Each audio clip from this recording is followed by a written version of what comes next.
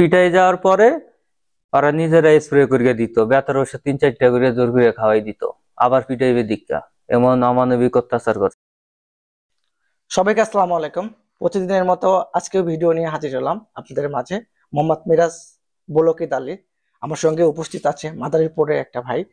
সে কিভাবে বাংলাদেশ থেকে লিবিয়া হয়ে ইটালি আসলো, শুনুন তার মুখ থেকে তার জীবন কাহিনী আর কি। আর আসলে কাহিনীটা খুবই কষ্টজনক আর কি, খুব কষ্ট করে আছে আর কি। আপনারা শুনতে থাকুন তার মুখ থেকে। আসসালামু আলাইকুম ভাই, ওয়ালাইকুম সালাম। কেমন আছেন? আলহামদুলিল্লাহ ভাই, ভালো আছি। তো আপনি তো ইটালিতে বর্তমানে অবস্থান করছেন। জি।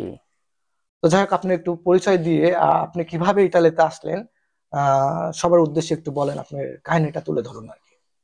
জি, আমি মোহাম্মদ ফয়সাল আহমেদ। আমার বাড়ি মাদারীপুর সদর।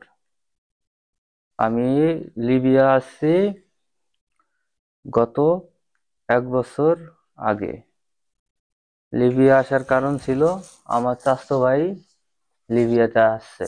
আসার পরে আমার ফ্যামিলি বলল, তুমিও লিবিয়াতে যাও। তো যা মানে তুমিও লিবিয়াতে যাও, সবার সাথে যা ঘটবে তোমার সাথে তাই ঘটবে, টেনশনের কিছু নাই, তুমি লিবিয়াতে যাও। অবশ্য আমি লিবিয়াতে আসতে রাজি ছিলাম না, কিন্তু ফ্যামিলির চাপে বা অনুরোধে আমি লিবিয়াতে আসছি। লিবিয়াতে আসার পরে আমি লিবিয়াতে আসার পরে দালালের মাধ্যমে আসছি লিবিয়াতে।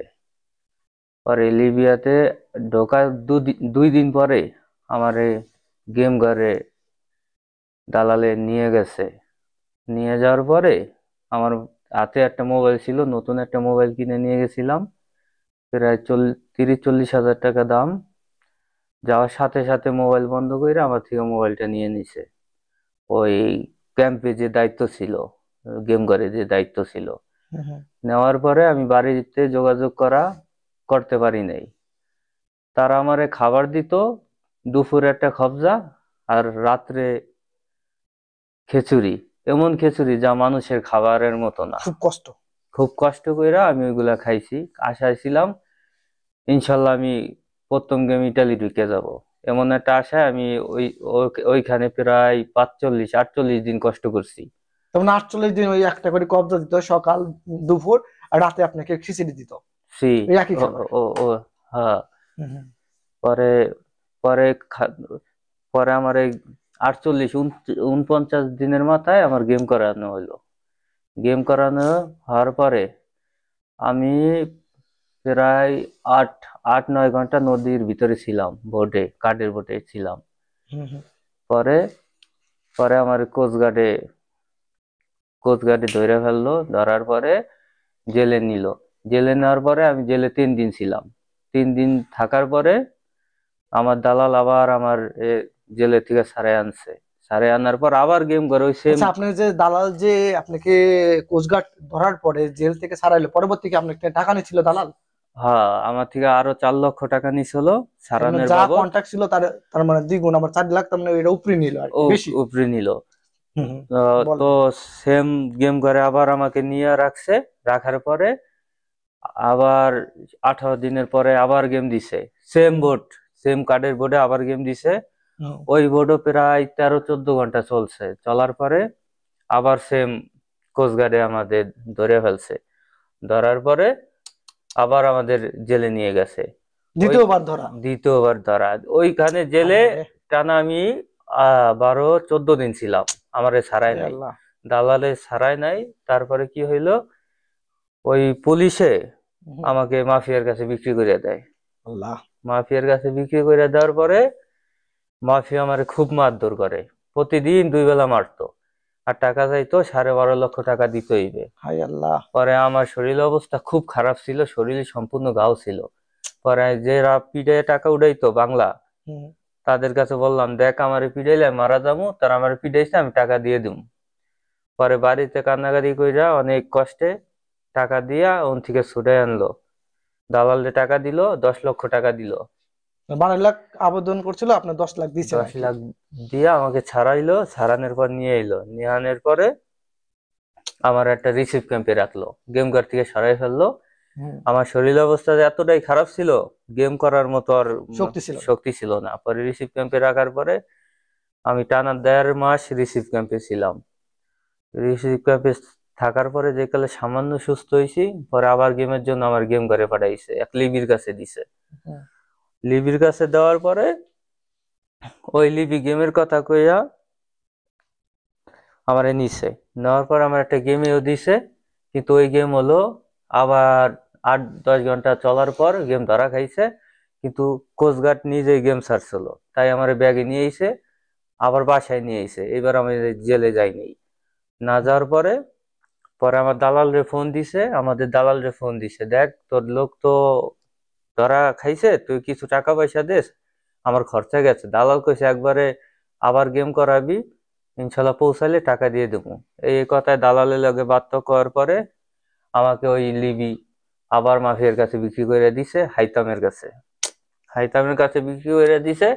এখন হাইতাম তো কেনার পরে 15.5 লাখ টাকার কম ছাড়বে না। হাইতাম আরো অমানবিক ভাবে মারধর করছে। হায় রে আল্লাহ। মারধর করার পরে যে খেলোয়াড়রা বুঝতে পারছে আর মারলে মানুষ বাঁচবে না, পরে ওরা কি করছে, 2 বেলার জায়গায় 1 বেলা মারতো। মারার পরে ঠিকভাবে খাবার দিত না। যদি টাকা দাপে দাপে টাকা দেওয়া হইতো হেলে খাবার ভালো দিত, না খাবার দিত না, মারধর করতো। হাতের পিটাই যাওয়ার পরে ওরা নিজেরা স্প্রে করিয়ে দিত, ব্যথার ওষুধ 3-4টা করে জোর করে খাওয়াই দিত, আবার পিটাইবে দিকা। এমন অমানবিক অত্যাচার করছে। যাক, ওইখান থেকে অনেক কষ্ট কইরা, মনে করেন বাড়িতে যা টাকা পয়সা ছিল বা মানুষ থেকে অনেক কষ্টে আওলা টাওলা করিয়া ওই যাত্রাও কোন রকম বাঁচলাম। বাঁচার পরে আবার নিয়ে এলাম আরে রিসিভ রিসিভ ক্যাম্পে। রিসিভ ক্যাম্পে থাকার পর টানা 3 মাস পর আবার গেম দেওয়াইবে। গেমের জন্য আমাকে নিয়ে গেছে। নিয়ে যাওয়ার পরে হঠাৎ যে গেম মোদিরে গেম করাইবে, ও করছে কি, বলছে তোর 2টা লোক রাখা লাগবে। কিন্তু আমার কপালটা এতটাই খারাপ ছিল, বাসকে 2 জনের ভিতরে আমি ছিলাম। হায় আল্লাহ রে। আমি ওই গেমটা সফলভাবে পৌঁছাইছে, কিন্তু আমি যাইতে পারি নাই। কপাল। না যাওয়ার পরে পরে গেমটা আবার আমারে দিছে, কিন্তু ওইটা মাত্র 15 মিনিট চলছিল। আবার কোস্টগার্ডে ধরছে, কালাবুশ। কোস্টগার্ডে ধরার পরে আল্লাহ। গার্ডের থেকেই আমাদের কাছে মোবাইল ছিল, আমাদের মানে আমার লোকের কাছে ফোন দিছি, দেখ আমাকে ধরছে। পরে গার্ডের থেকেই ছাড়াইছে। গার্ডের থেকে ছাড়ানোর পর আরো 4 লক্ষ নিছে, আরো 4 লক্ষ টাকা নিছে। নেওয়ার পরে আমি কইছি, দেখ আমি আর বাঁচারও আমার কোনো চান্স নাই, তুই আমার বাংলাদেশে পাঠাই দে, যে আমার জীবনটা অন্তত বাঁচকে থাকি আমি। পরে কইছে, দেখ বাংলাদেশে যা অনেক ঝামেলা হইবে, তোর পাসপোর্ট নাই কিছু নাই। পরে আমার আরো 4 মাস ঘুরাইছে। 4 মাস খুব কষ্টের ভিতর ছিলাম। ওই 4 মাস আমি গেম ঘরেই ছিলাম। প্রতিদিন একবেলা একটা খবজা আর রাত্রের বেলা খিচুড়ি, যা মুখে দেওয়া কষ্ট, ওইটাই খাইছি। খাওয়ার পর অনেকটাই কষ্ট হয়েছিল। পরে যে কালে ভাবছি না, এই জীবন আর থাকবে না, মানে আর বাঁচার কোনো নাই, বা আমার ইচ্ছা ছিল না। এত কষ্টের পরে আর বাঁচার কি ইচ্ছা ছিল। তারপরে আল্লাহ পাকের অশেষ রহমতে 4 মাস পর আমাকে একটা গেমে দিল। ওই গেমটা সফলতা ভাবে আমি ইটালিতে পৌঁছাইলাম। তো আমার যে টাকা পয়সা খরচ হয়েছে তা আমার অনেক অনেক দেনা আর কি করতে হয়েছে আমার ফ্যামিলির। এখন ফ্যামিলির আশা আমি কবে ইনকাম করি আমার দেনাগুলা শোধ করবো। আপনারা সবাই দোয়া করবেন, ইনশাল্লাহ আমার কাগজপত্র আমি তাড়াতাড়ি পাই। মোট আপনার কত টাকা লাগছিল যে আপনি, তার মানে টোটাল 4-5 বার ধরা যে খাইলেন, টোটাল আপনার কত টাকা লাগছিল সম্পূর্ণ আর কি? দর্শক অবশ্যই জানতে চাইবে এটা কত আপনি। প্রায় আমার 48-50 লাখ টাকা মোট খরচা হয়েছে।